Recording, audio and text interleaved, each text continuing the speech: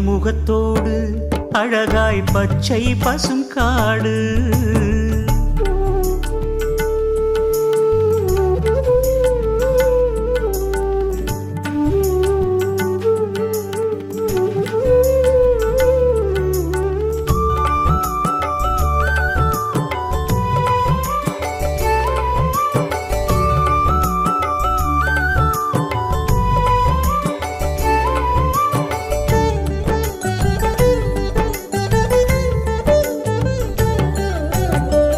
வினை செய்த பாவத்தின் பயன் போக்கவே சுனை உண்டு தேகத்தின் பிடி தீர்க்கவே.